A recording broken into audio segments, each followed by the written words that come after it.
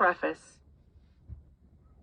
Dear Cheslie, through tears, I read your manuscript in early 2022, not long after you left this life to move on to the next. I tried to stay open-minded and absorb the words you left behind. I cried for you and with you, poring over the pages, reliving many of the events you shared. I wanted to pause and ask you for more details to better understand some of your decisions, how deeply the emotions you vividly described resonated with me. More than anything, I wanted to hug you and tell you, you're not alone, baby girl. The first time I read your manuscript, I was looking for something, maybe answers or a revelation, perhaps a specific moment or event that might shed light on the feelings you wrote about, loneliness, hopelessness, and sadness. I read your words and felt the turmoil, the struggle, the pain. I felt your heartaches, your heartbreaks, and your disappointments. Reading your words and knowing that in the background you were battling persistent depression speaks to how hard you fought for your mental health. When you were in middle school, I met with your guidance counselor. You had tested so high in your academics that they wanted to send you to a special school for exceptionally gifted students. The guidance counselor praised your drive, your push for perfection, and your extreme intelligence. And then she pointed out the thorns, how children with your level of drive can burn themselves out without realizing it. I recalled instances when your self-imposed level of perfection compelled you to rewrite an entire paper because you had crossed out something, which made the paper look less than perfect. Even into your adulthood, I always marveled at your incredible determination. I used to feel like you were ignoring me when I tell you to take some time off, slow down, delegate. Remember when I tried to convince you to hire a personal assistant? Good times, LOL. I want you to know, baby girl, that I read your words and listened. I heard you. As you instructed me in your final wishes, I'm seeing to it that your book gets published. My hope is that as people read your book, especially the parts where you shared what you were thinking and feeling behind the scenes of your work life and some of your most iconic achievements, they find themselves understanding you and empathizing with you. May people feel compelled to reevaluate where they are in life and seek balance and support for their own mental health. Thank you, Cheslie, for every day you fought and won your battle with depression. Thank you for every day you focused on being a light in this world. Thank you for making a difference in the lives of so many during your time on this earth. Thank you for the years you spent taking care of your mental health. And thank you for the time you spent with me. You were wonderfully and beautifully made by God. You lived your best life, and I'm proud of you for that. You are and will forever be loved, baby girl. Forever yours, Mom. Part 1. Cheslie's Story. Introduction. Ew, he sniffed. Did you take a bath? One of my 7th grade bullies was starting up his latest attack in the lunchroom. I wanted so badly for him to like me, to approve of me, that I never made fun of him or said anything harsh in my own defense. No, I take showers, I retorted, thinking I was being clever. It didn't matter. My bully started loudly laughing before I could finish my answer, drowning out my response. Middle school was when the real teasing began for me. It's when I realized I wasn't popular or pretty. It was when I noticed I had a unibrow, which wasn't cool. It's when I first started wearing glasses for my terrible eyesight, caused by years of reading books at night with the lights off. Bedtime always came too soon, and it always seemed that I'd reached the good part in the chapter just when it was time to flip off the light switch. I never did my hair and kept it pulled back in the same bun behind my head, most days without taking it down to redo it or wash it. And I had no sense of style. My family moved across town in the middle of my torturous 7th grade year, which meant I'd be at a new school come 8th grade. That was the year I decided I was going to reinvent myself. My sister was in high school by then and loved playing with my waist-length hair. I figured it was time to talk to her about doing it in some pretty styles, flat ironing it, and putting it in intricate braids, like Alicia Keys wore in her music videos. I'd grown tall enough to be able to fit into some of my mom's clothes, and as Mom had recently gotten divorced and was newly back in the single world again, she had some fresh, cute new items that she let me borrow regularly. I made the cheerleading team, earned some cool new friends, and even had my first boyfriend. Although we only ever talked to each other at lunchtime and dated for all of 2 weeks. My plan continued when I got to high school. I made the cheerleading team again, earning myself invitations to a few parties and hangouts with the cool kids. But on the inside, I still felt like the ugly girl with yellow teeth and a unibrow. I soon added competing in pageants to my I never want to be bullied again plan. My mom had won Mrs. North Carolina US 2002 when I was a kid, and I distinctly remember sitting on the side of the road during a parade, watching her roll by in a white horse-drawn carriage. Her mint green two-piece ball gown gracefully draped from her body to the floor as she waved to people gawking at her on the street. I idolized my mom and knew if I could win a pageant, I could be beautiful just like her. I could be heard. The plan worked. I competed in pageants for years, and even though there were always a few days or periods of time when I didn't feel confident, my self-esteem grew. People asked me time and time again why I competed. Even as the popularity of pageants declined and their place in society was questioned, I could always give a laundry list of answers. Earning scholarship money, being a part of a sisterhood, sharpening my interview skills, unlocking new opportunities to reach people with a platform or message that was important to me, having an extra layer of motivation to exercise, although those answers were true for me. I never shared the one reason I started competing in the first place, for fear that in the politically correct, highbrow circles of pageantry, it would sound shallow. At age 14, I started competing for validation. My high school pageant didn't have community service requirements, or offer a cash prize, or include any responsibilities after I won. I signed up because I needed to be pretty.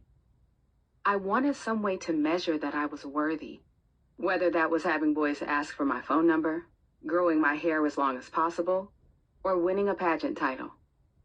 Thankfully, the pageants I continued to compete in as I grew older had evolved enough to provide additional benefits and truly shaped who I am now. But young Cheslie wanted little more than that moment of looking into an audience seated behind a panel of judges, knowing the crown on my head meant I met their approval. Unfortunately, the initial reason I craved a win on the pageant stage was also what cast pageantry into limbo in modern society. People thought pageant queens were pretty, but that's all the credit they gave us. Year after year, there were fewer people who cared to watch pageant competitions and more people who claimed that pageants were misogynistic relics that elevated empty-headed women. In 2019, what place did pageants have in society? It was an important question for me to answer, especially as a practicing attorney. If I was going to continue to compete as a grown 28-year-old woman, there had to be some reason for it beyond wanting to be considered beautiful, which was something I no longer needed from pageantry, as my confidence had increased over the years. The way I saw it, title holders were a mix of influencers and activists. In a world where talk of stretch marks, real bodies, and destroying colorism had gained popularity, women in pageants strutted across stages in their muscular, thin, curvy, bodacious, flat-chested, short, and tall glory, living out the message that many were posting about on their social media platforms.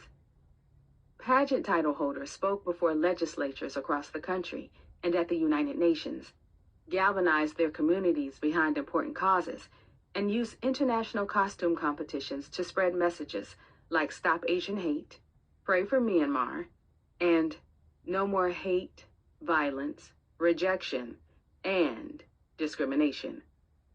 The only people I met who didn't understand and support the evolution pageantry had made over the years were those who hadn't watched a pageant in a decade, but had been pulling up old, flubbed onstage questions on YouTube to laugh at with their friends. Whether people understood or not, I knew the benefit I had to gain from competing and from winning. As I stood waiting for the Miss USA competition to start, I soaked in the joy of being minutes away from stepping onto the biggest stage I'd ever been on, after years of my own evolution. Chapter 1. God Had a Plan. It was May 2nd, 2019, and I was in a hotel room in Reno, nerves already starting to clench in my gut. I'd spent almost 2 weeks in the crowded room I shared with Miss Louisiana USA and our piles of luggage. Victoria was a personable, gorgeous, and slender blonde woman whom I'd clicked with almost immediately upon meeting her. She was a caretaker by nature, and almost every time I talked to her, she offered to connect me with a new clothing sponsor or impart some helpful advice she'd learned or shoot me a compliment just when I needed it. I couldn't imagine rooming with a more pleasant and accommodating person, and even then I was ready to go. The Miss USA competition was far more than the television broadcast aired on finals night. It was 2 long weeks of being on site to acclimate to the time difference and weather, do promotional photo shoots and sponsor-related appearances, visit local destinations, shoot content for the night of the show, rehearse dance numbers, and take on the preliminary competition. Some of us were also paranoid that the contestant chaperones were relaying messages about our behavior to the head of the Miss Universe organization, MUO, or keeping a tally of the number of times we were late to a scheduled event. Of course, everyone running the big show assured us this wasn't the case, but who would take that chance? The competition felt like weeks of being on your A game every moment of every day, and I was burnt out. Despite my exhaustion, the finals day jitters gave me the spark I needed to roll out of bed that morning. I did my full hair and makeup routine before hopping into an elevator to head down to breakfast, ready for the dress rehearsal afterward. Walking into the restaurant for breakfast and greeting the other women in the competition didn't help my anxiety one bit. Even though many pageants had evolved over the years from calling themselves beauty pageants to insisting on using the word competition, the beauty part never left. Breakfast was basically a fashion show with a side of eggs and toast, and the women I was competing against had turned the stove burner on high for our last day of competition. There were 2-piece crop top and meaty skirt sets, hot pants, flashy suits, jumpsuits, and sequins galore, modeled on tall, toned women with long flowing locks barrel curled to perfection. A smoky eye was commonplace, and everyone looked like they'd just finished their final session of teeth whitening. Glamazons well over 6 feet tall and heels effortlessly strutted to the buffet line, and it felt like everyone was talking and laughing and having the time of their lives. Each contestant was sugary sweet and kind, but they were also immensely intimidating. I scarfed down some eggs and fruit and quickly returned to my room to practice a few mock on-stage questions with my mom over the phone before I started packing. I needed to fill 1 bag to bring with me to rehearsal and the final competition, and the rest of my bags would stay in the hotel room. I had to be ready to go by 10 a.m.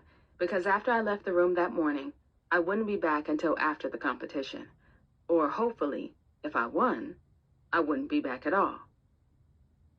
The woman who won that night would move to a new hotel room, a sprawling suite at the end of the floor we were living on, and she wouldn't be moving her own stuff. Just after crowning, the contestant chaperones would go to her room and transport her luggage to the Miss USA suite so that immediately after the competition, she would already be under the care and control of a new director. Packing was a reminder that tonight was going to change someone's life. I finished zipping my last bag just as I heard the knock I was expecting at the door. Taking another look around the room to make sure I wasn't forgetting anything, my eyes landed on my humble clump of mismatched luggage. I grinned a little, feeling like I'd finally made it to the finish line. I laid one of my North Carolina sashes across my luggage so the chaperones would know which bags were mine, then plodded my way to the door while dragging my competition bag behind me. There was a finality to leaving that room. I had a hotel key card in my bag, and I could certainly return if I had forgotten something. But it simultaneously felt like I couldn't. It seemed as impossible as trying to travel back in time. Forward was the only way I could go. During our final rehearsal, I was all adrenaline. I felt like I was walking on clouds and gazing down at life being played on fast forward. The slow churn of the past 2 weeks had turned into a sprint as soon as the blinding stage lights blasted on and the music started. The celebrity hosts, Vanessa and Nick Lachey, came out and introduced the night's performer, T-Pain, who started into his medley of songs. We practiced the opening dance number, along with the walking patterns for the swimsuit and evening gown portions of the show. Nick, who had dual hosting and talent duties, would be serenading us during the evening gown portion. A fake onstage question section came at lightning speed afterward, and all of a sudden we were clapping for the mock winner. That was it. That was the last time we would be on stage until the judges were seated. The audience was screaming, and the cameras were all pointed at us. We had a few hours before it was time to line up for the big show, so we all meandered into the backstage area where our dressing rooms were. Back at my station, I pulled on a soft pair of sweatpants and a robe and washed off my morning makeup so I could reapply a fresh look for the televised event. The energy backstage was light, almost jubilant. The dressing rooms were sectioned into several small areas, and I was in a room with about 16 other contestants. One of the women was playing music on her phone, and some of us sang along to a few songs. We talked about how awestruck we were to have stood so close to the celebrities during rehearsal. "I can't believe Madeline actually touched him," someone gleefully remarked. In our opening number, a small group of women were dancing in formation right behind T-Pain.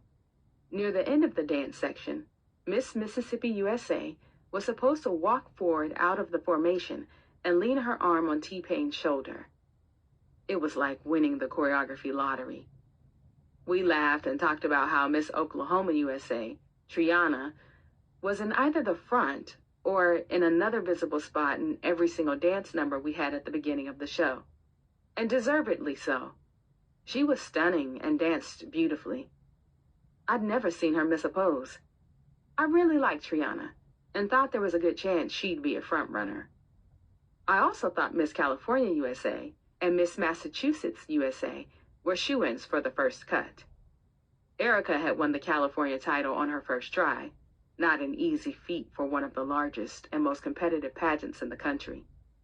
She also worked for Google and frequently spoke about women in STEM, science, technology, engineering, and mathematics, a timely topic that I knew was being widely talked about. Kelly was a Harvard grad twice over.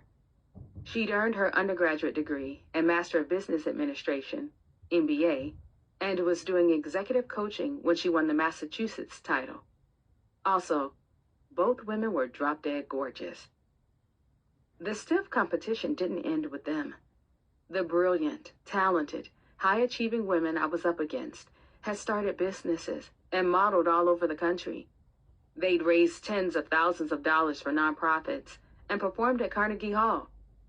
Although I was the lone practicing attorney, one woman had just graduated from law school, and another was in her first year. There were makeup artists, a TV reporter, social workers, students, and women who'd advocated for body positivity, gender equality, and domestic violence awareness. Regardless of my respect for my competitors, I refused to dwell on their accomplishments when I was at the competition. Each time my mind began to wander, I thought back to my own strengths or pulled out my notebook to review my notes on current events and possible on-stage questions. I took comfort in my faith in knowing that, ultimately, it wasn't up to me. God had a plan, and my part of that plan was to prepare myself for the role as if I were going to win, and then let him take over after that. At last, call time arrived. I made the slow walk out of my dressing room, down the long hallway that led to the backstage area, and lined up behind Miss New York USA. By then, the audience had filed into the enormous theater, and I could hear the din created by thousands of people talking amongst themselves. The clock ticked closer to showtime. In spite of my nervousness, standing in line and waiting to go on stage was one of the most blissful feelings I'd experienced during the entirety of the competition. There was a levity and carefree hopefulness in the air.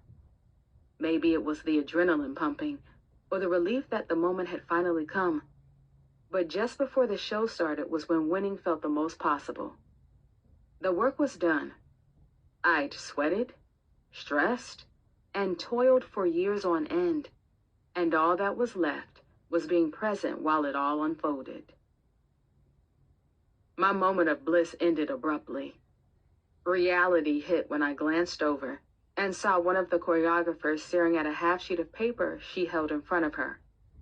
Her eyes were dashing between the line of contestants and the paper on which she was writing notes. We'd been placed into formations for a few different dance numbers, at the beginning of the show and before the swimsuit and evening gown portions. However, the women who advanced to finals would be removed from the dance numbers for the swimsuit and evening gown sections. There was no time for the finalists to dance in the swimsuit or evening gown performances and then get backstage into a line and immediately walk out on stage. The choreographers would have to rearrange our dance formations with the non-finalist contestants, so they needed to know in advance who the finalists were. This choreographer knew who had made the top 15 and who hadn't. I figured it wouldn't hurt to surreptitiously try to find out just a few minutes before showtime. Our line was more of a cluster, and tons of people were buzzing around backstage. So when I slyly walked away from the group, I went unnoticed. I made a large loop around the woman with the paper and ended up about 20 feet behind her.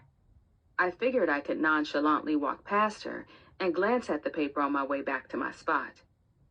As I approached, I could see that the paper had X's arranged, marking our formation for the swimsuit number, the first dance formation that would need to be changed. I could also see some markings underneath each X. I knew where I stood in the formation, and as I walked past the woman, I felt like the air was being knocked out of my lungs. I thought I could make out the letter N underneath the X that designated my place in the formation. There was another letter after the N that I couldn't quite make out since the writing was so small, and certainly meant to obstruct little spy girl adventures like mine. The room seemed to have gotten smaller, and I started to panic.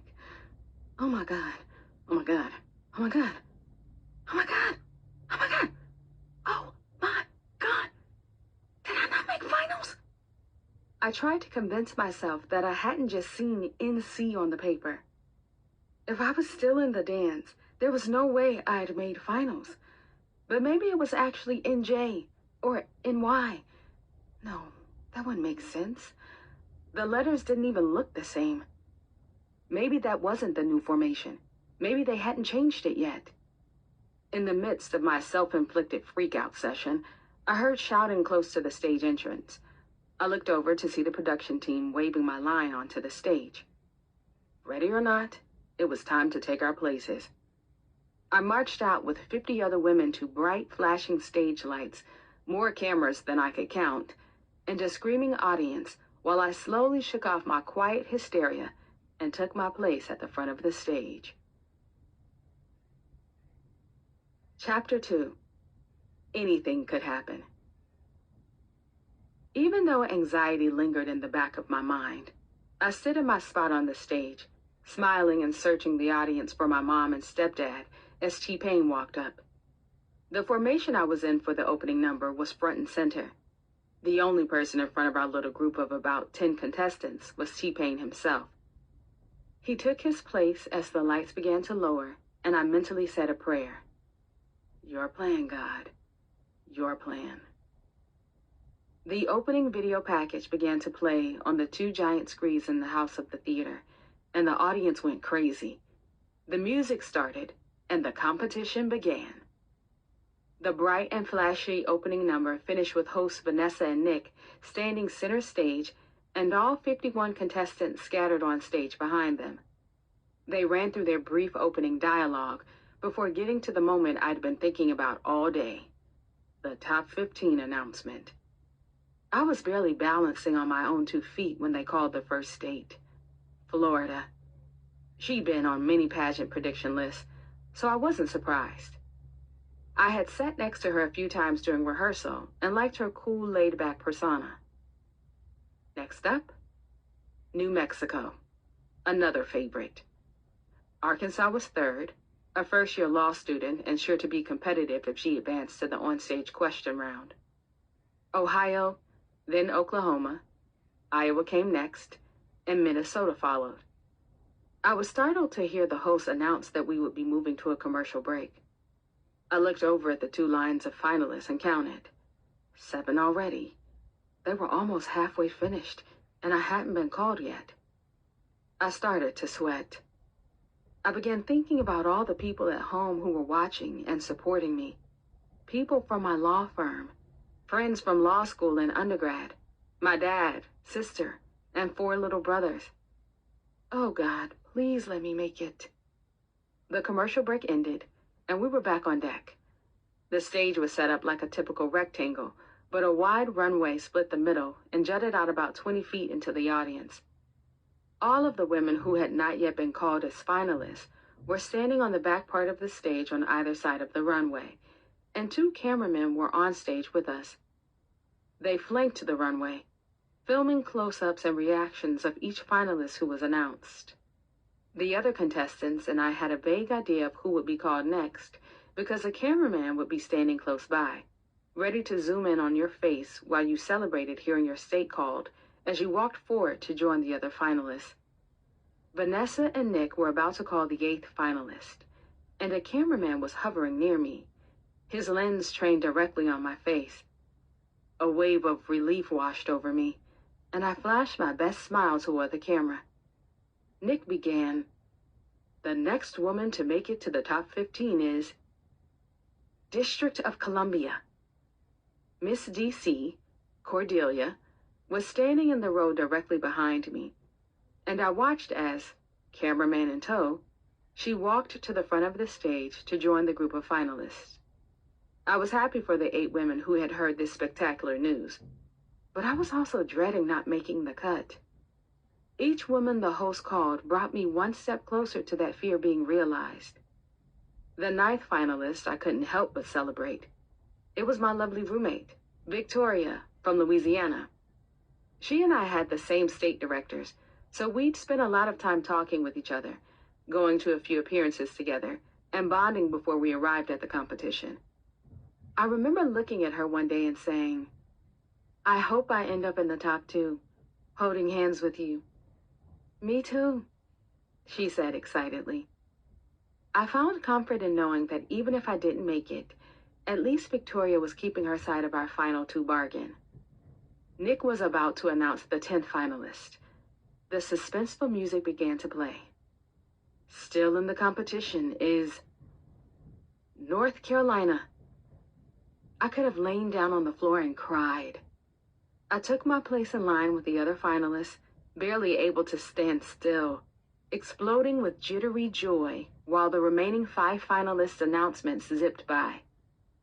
The other finalists and I filed off stage as the show cut to a commercial break. Like 2 giddy schoolgirls, Victoria and I ran to the separate backstage dressing room that had been designated for finalists. "Stop running," someone yelled. We didn't care. We'd just landed 2 of the coveted top 15 spots at Miss USA. We were unstoppable. Most of us wore our bathing suit bottoms underneath our opening number outfits in order to save time when we needed to change. A few minutes after stepping foot backstage, I emerged from the dressing room with my swimsuit, earrings, and shoes on. I got in line and grabbed one of the sarongs we would be using during the competition. I wanted to make sure I could tie mine around my waist loosely enough to tug it off with one hand when I competed on stage, but tightly enough that it wouldn't fall off as soon as I started walking. Backstage, I tied, removed, and retied the sarong over and over until it was my turn to walk on stage. Then I strutted out, hips swishing, smiling at the camera, and tugged at my sarong, ready to dramatically pull it off with one hand like I'd practiced. It wouldn't budge. I pulled a little harder, and instead of falling open, the sarong slid higher up, past my belly button up to my rib cage. The rough fabric was catching on itself, making it difficult to pull open. I knew anyone watching could tell I was struggling. I hadn't stopped walking while playing tug-of-war with my sarong, and by then, I was well beyond the halfway point of the stage. Finally, I reached up with my other hand and shimmied the fabric apart. "Ah, she got it," Vanessa remarked when I finally won the battle with the piece of fabric I now despised. The entire tussle lasted a few seconds, but it felt like a full minute. I didn't want anyone to feel sorry for me, though, and I refused to let the moment faze me. I smiled brighter, and as I reached my final mark, I decided to do a spin and a hair flip. I tossed my mane of curls like I was being featured in a shampoo commercial, eyed the camera, turned on my heel, and strutted back down the stage in my best attempt at a Naomi Campbell walk. Once the top 15 finished the swimsuit portion, it was time to announce who had made it to the top 10 and would compete in evening gown. I was relieved to earn a spot despite my sarong debacle. Yet I was sad that Victoria didn't advance with me. The competition was tough, and I knew selecting who would move on was no easy task, but that didn't make it any less disappointing each time my friends were eliminated. After a swift change, we were serenaded by Nick during the evening gown segment. I felt beautiful in my simple white velvet one-shoulder gown with silver and gold beads draped around my shoulder and hanging down my back. I had wanted to wear something that wouldn't overpower my thick curly hair, and received just that with this dress, which had a smidge of sexiness due to a high slit on the left side. The competition proceeded, and before I knew it, all 10 of the finalists were lined up on stage again, shoulder to shoulder, holding hands and waiting to hear which of us would advance to the top 5 in the first of 2 live question rounds. The favorite, Ali Gonzalez of New Mexico, was called into the top 5 first.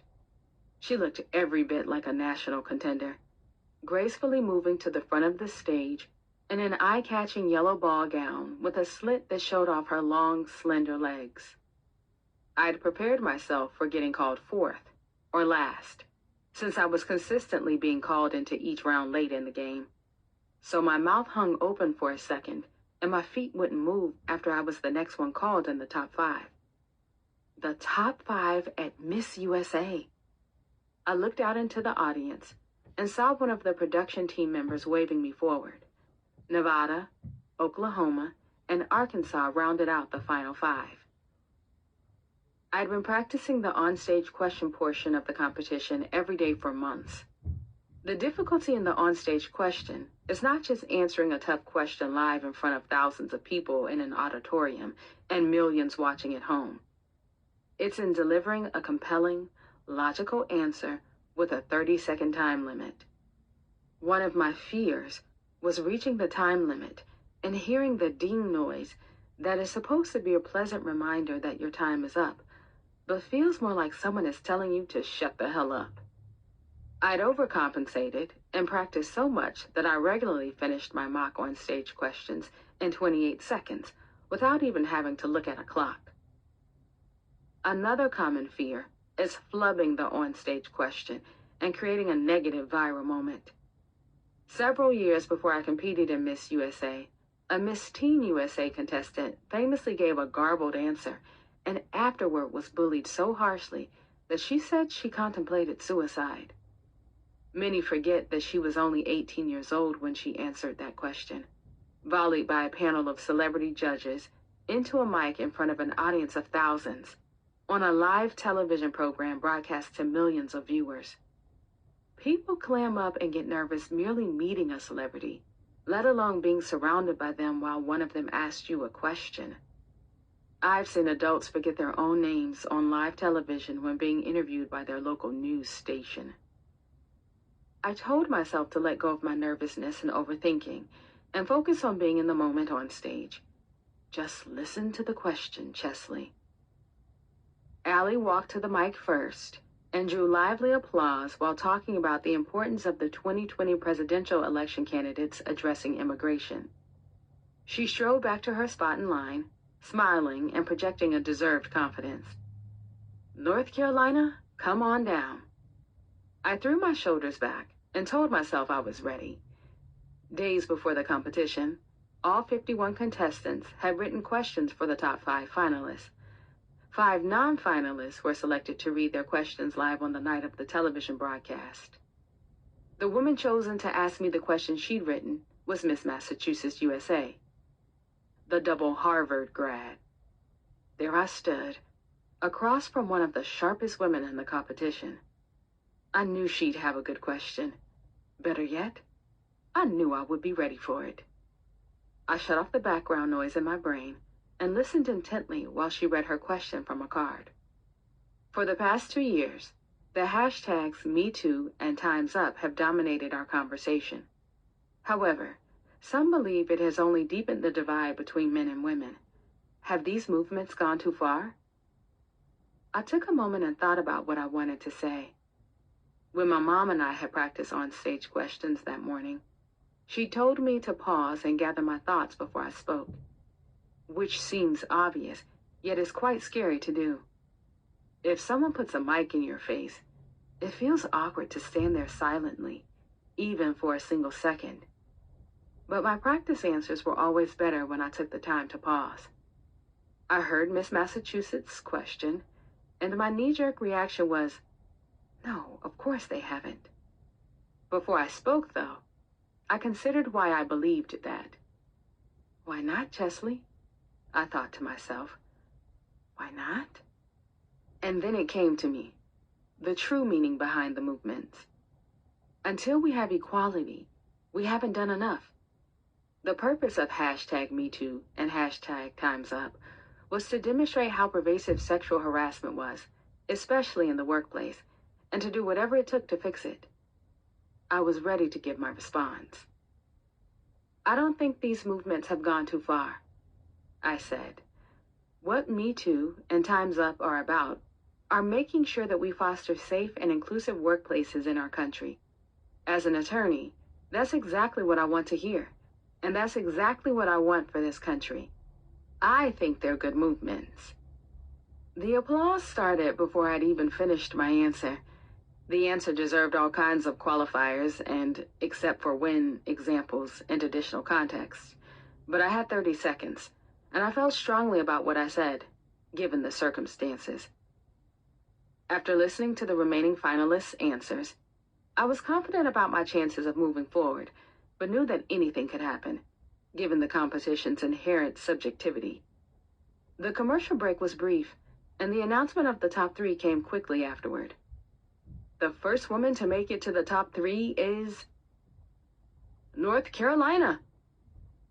I've made it. Miss Oklahoma, Triana, and pageant favorite Allie from New Mexico completed the top 3, advancing to the second round of onstage questioning. North Carolina, please join us, Vanessa said. I walked to where she stood on stage after the top 3 announcement, and she began to read the final question. I'd never listened so intently to anything in my entire life. Millennials are often labeled as entitled, but they've also been called one of the most socially conscious generations in decades. What is one word you would use to describe your generation, and why? She held the mic in front of my mouth as I stood silently. The first thought that came to mind was the progress our country was experiencing, especially in relation to gender equality. 1 week before finals night, all the contestants had visited the Nevada State Legislature, where we learned that the women lawmakers outnumbered the men. It was the first time that had happened in any state, and I remember feeling awestruck, sitting in a room listening to the voices of so many powerful women around me. Also, this had happened during a time when millennials made up almost a third of the voting age population. It felt progressive and new and, well, innovative. I would say that my generation is innovative. I'm standing here in Nevada. I paused, making sure I referenced the milestone correctly before I went on. In the state that has the first majority female legislature in this entire country. The confidence and power in my voice reverberated throughout the auditorium. The audience, sitting there in Nevada, went wild. I continued over their cheers. Mine is the first generation to have that forward-looking mindset that has inclusivity, diversity, and strength and empowered women. I'm looking forward to continued progress with my generation. My strategy was to first answer the question, then add context and an explanation before finishing on a positive note. That's exactly how this answer came out. And for the first time in a while, I didn't pick apart my answer as soon as I walked away from the mic.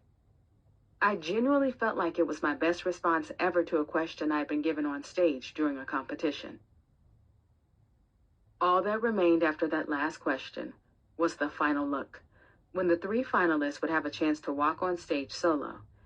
It's not technically scored, but we're told that the judges don't send in their ballots until after the final look. The stage was set up beautifully, with lights everywhere.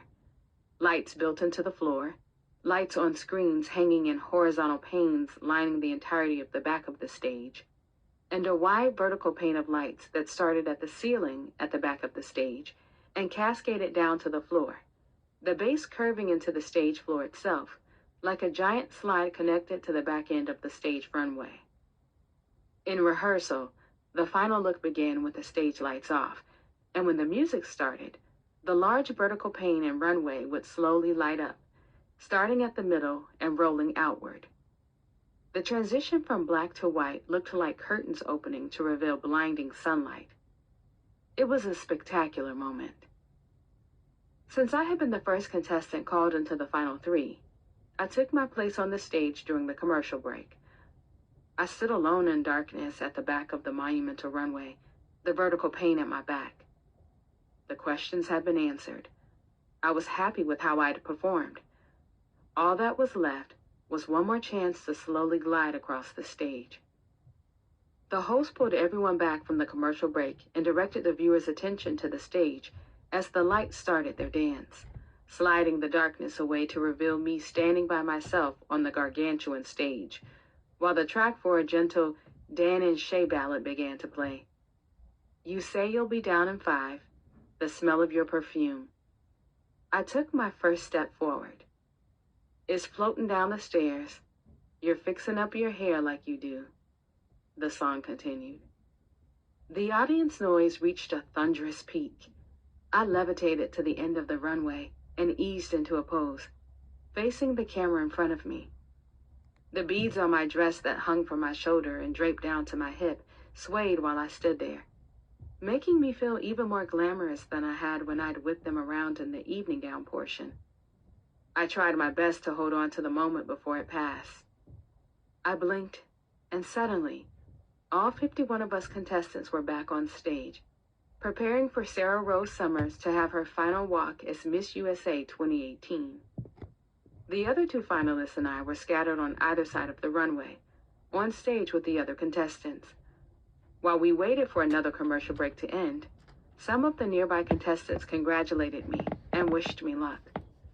I looked across the runway to the other side of the stage and made eye contact with Victoria. She'd been watching the pageant backstage with all the other contestants. She looked at me, nodded her head, and mouthed, "It's you." "Ladies, this is it," Vanessa said with finality. I was standing center stage next to Triana and Allie. We were about to hear the results, and I was in agony. Time stood still, and I barely had a harness on my nerves as each second crawled by. All 3 of you are so deserving of this honor, but as you know, there can only be one winner, Vanessa solemnly read from the teleprompter. Don't say North Carolina. Don't say North Carolina, I repeated in my head. I started mentally saying the names of the other two contestant states, hoping the host would follow suit. Oklahoma! Oh my God. Oh my God. Oh my God. Triana stepped forward out of line to accept her second runner-up flowers. I was so anxious I couldn't even clap. My hands were doing the motion, but no noise was coming out. I was numb. It was my turn to walk forward and hold hands with Miss New Mexico USA, the woman so many pageant blogs had predicted to take the crown. Ladies, please make your way to center stage. The lights dimmed as we walked forward, turned to face each other, and lowered our heads. Out of the corner of my eye, I could see a cameraman on stage with us, circling around while we impatiently waited. Every light in the auditorium was off, except for one spotlight beaming down on Allie and me. I felt an overwhelming sense of gratitude that God had brought me this far. I didn't want to lose, but if I did, I was at least glad I'd given a performance I was proud of. I closed my eyes and said a prayer out loud. Dear God, thank you for this moment. Thank you for leading us this far. Please watch over our new Miss USA. Order her steps and lead her in the path you have designed. Amen. I heard Vanessa's voice echoing in the auditorium. And now, Miss USA 2019 is... Time stopped. This time I repeated my state name over and over again in my head, pleading for a win. North Carolina. The audience erupted. Every light in the theater flashed on, and my knees gave out. I closed my eyes and squeezed Allie's hands, afraid to look out into the audience. I didn't want to wake up and realize I was dreaming. I'd dreamed of this scenario more than once, but my imagination never brought me past the winning announcement. I didn't know what was supposed to happen next. I opened my eyes and saw Allie stepping away, while a tall, slender woman with soft brown hair strode over to place a sash over my head. I thanked my new sister, Miss Universe, as Miss Teen USA walked over and handed me a gigantic bouquet of flowers. Turning, I stared blankly at the audience and blinked hard twice, still trying to figure out if I was dreaming. Instinctively, I squatted while Sarah placed a crown with 2 decades of history firmly onto my head. I stood and looked at her, not knowing what to do until she motioned toward the audience. In disbelief, I turned and walked forward. The moment was mine. I reached the end of the stage, raising my hand to wave at everyone, and no one. Only a few seconds passed before I heard the rush of 50 contestants running toward me, covering me in hugs and warmth. Our bond truly was a sisterhood, and we were standing on stage celebrating together. Miss South Carolina, my neighboring state representative and friend, ran toward me so fast that she slipped and almost fell to the floor. Miss Texas reached up and straightened my crown. Victoria pushed through to squeeze my hand and congratulate me on capturing the title both of us had wanted so badly before she disappeared back into the crowd. Chapter 3. Are you ready? For the people watching at home, the competition's craziness and suspense ends when the cameras turn off. For me, it was just getting started. Since I'd arrived in Reno 2 weeks earlier, each moment of my life had been regimented, scheduled, and planned. I'd been told where to go and how long to stand there, and the other contestants and I had been through countless rehearsals. I don't remember any of us even asking what happens after you win. That part you figure out as you go. Once the red light on the camera trained on me faded, a man in a black suit approached me and said, "I am your security. Come with me." I waved goodbye to my fellow contestants as he led me backstage, where a hair and makeup team descended upon me and feverishly started adjusting my crown, pinning my bangs back, powdering my face, and applying my lip gloss. I did a brief on-camera interview with Miss Universe, Catriona Gray, on a small backstage set before being shuffled off to another area backstage, where I took my official Miss USA headshots. The organization would send these to all the media outlets covering the competition. No pressure. A woman named Emily led me to each station, insisting, "We've got to go, we've got to go." We hurried back to the stage where Emily pulled me toward a man wielding a microphone and a guy holding a large TV camera.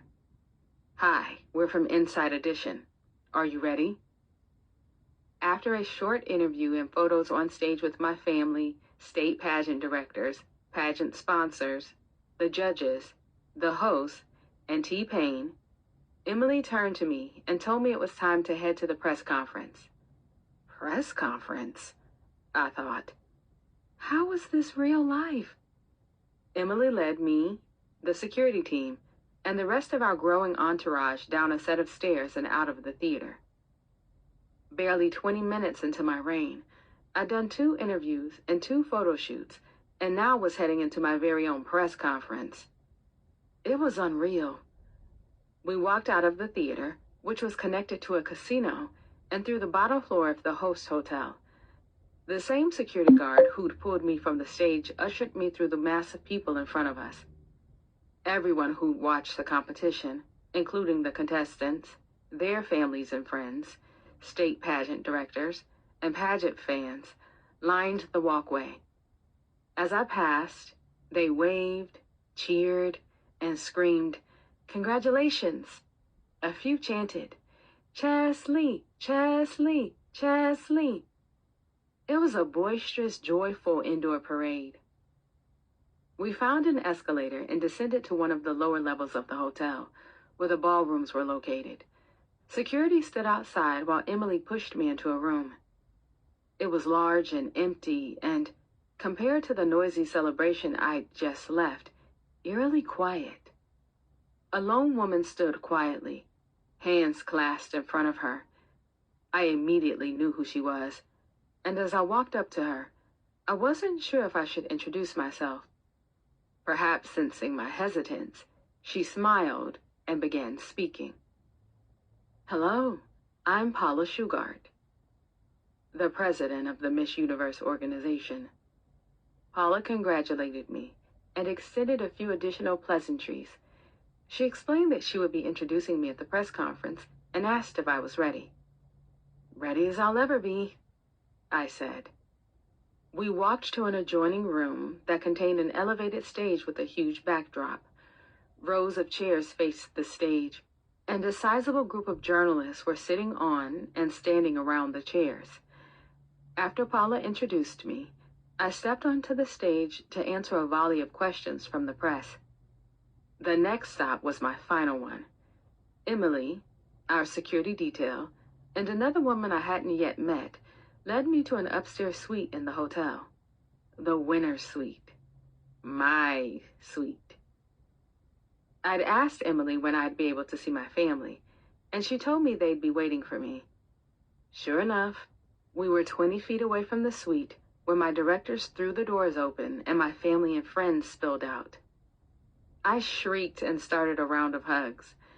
Emily and the new woman told everyone they needed to talk to me, my family, and my state directors alone in the suite before we could relax and celebrate. Oh no, have I messed up already? I wondered. Everyone cleared out and stood in the hallway while I sat at one end of a long table in the dining area of the suite. The new woman stood at the opposite end of the table and introduced herself. "My name is Esther Swan, and I'm the director of talent for the Miss Universe organization. My mom, stepdad, boyfriend, and directors lined the table and a nearby couch.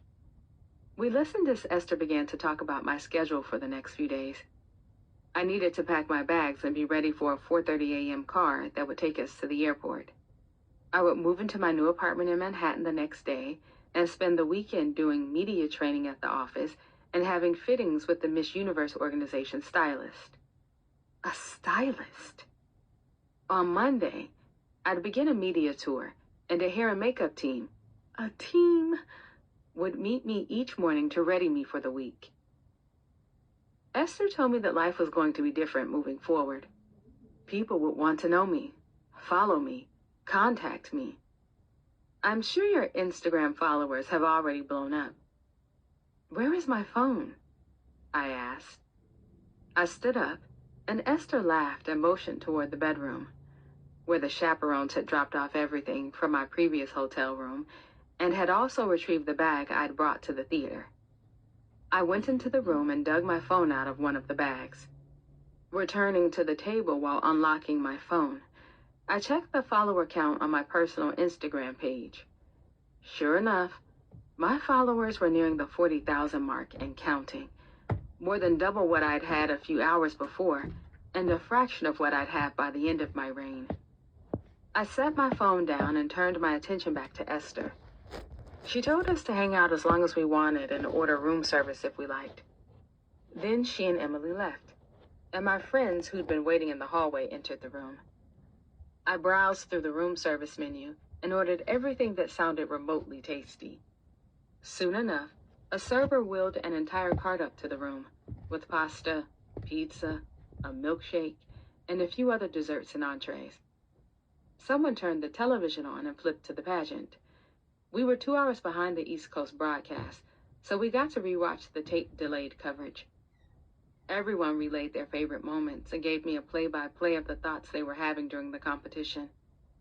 It was exciting to hear their perspectives and relive the moments all over again. My stepdad was talking and scrolling on his phone when he looked up at me and said, "USA Today wrote an article about you." My eyes grew wide. "What?" I said in disbelief. He handed me his phone, and I skimmed through the piece. It had been barely an hour since I'd won. How could they have already written about me? I pulled out my own phone, and when I Googled my name, my mouth dropped open when I saw the number of articles that had already been posted. Miss USA 2019, 5 things to know about Miss North Carolina Cheslie Kryst.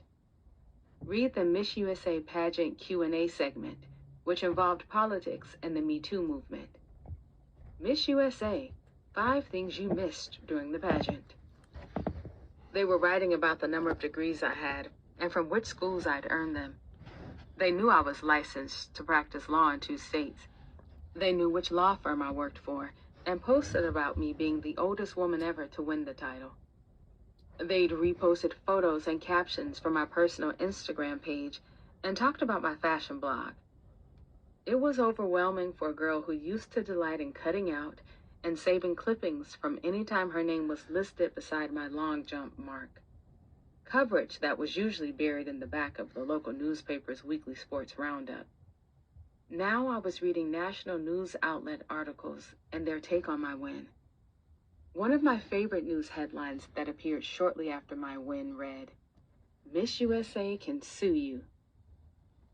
As the night waned and my friends and family trickled out of the room, I kicked back to check my Instagram page again and scroll through messages and stories posted by friends and family and countless people I didn't know.